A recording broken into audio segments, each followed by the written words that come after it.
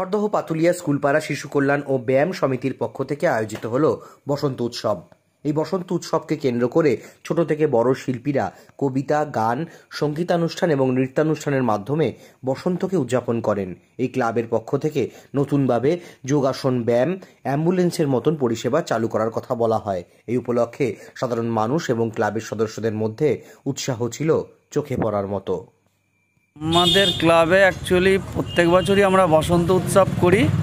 এবছর একটু করা হয়েছে, পাড়ার লোকেদের নিয়ে সবাইকে নিয়ে একত্রিত করা হয়েছিল। আমরা একটা বসন্ত উৎসব করি দোলের এক সপ্তাহ পরে, তাতে যাতে সবাই আসতে পারে, একটা সানডে দেখে করা হয়।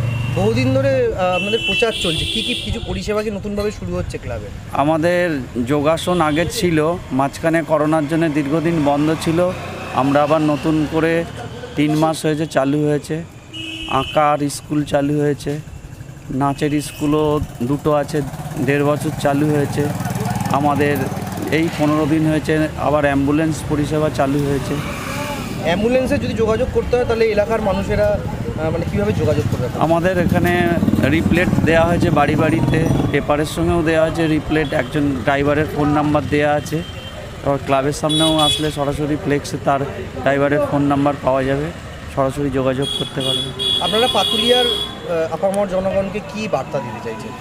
যে আগামী দিনে আমাদের ছোট ক্লাব পাতুলিয়া শিশু কল্যাণ ব্যায়াম সমিতি, আমাদের বিগত দিনে 10 বছর রক্তদান হয়েছিল। আগামী দিনে শীতকালের দিকে আমাদের ইচ্ছা চাই একটা বড় করে রক্তদান করা। তাছাড়া তো চিকিৎসা শিবির, চক্ষু পরীক্ষা সারা বছর তো আমরা করেই থাকি। এইভাবে চলতে থাকে সবার সহযোগিতায়। আজকের বসন্ত উৎসবে কেমনভাবে সব এলাকার মানুষেরা আনন্দ করলো? এলাকার মানুষেরা তো আনন্দ করেছে, আপনারাও এসেছিলেন, আপনারাও কিছুটা হলেও অনুভব করেছেন। আপনার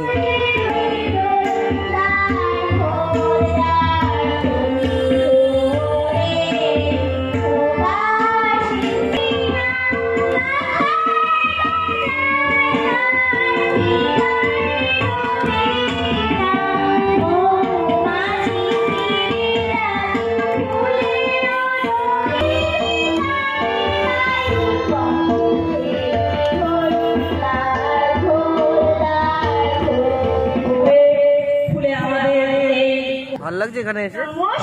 হ্যাঁ, ভাল লাগছে? ভাল লাগছে তো? নিউ মার্কেট থেকেই তোকে এনেছিলাম, বললে দিলি চরক পুজোয় ঠিক কিনলে জিনিস হবেই এমন তর। নমস্কার।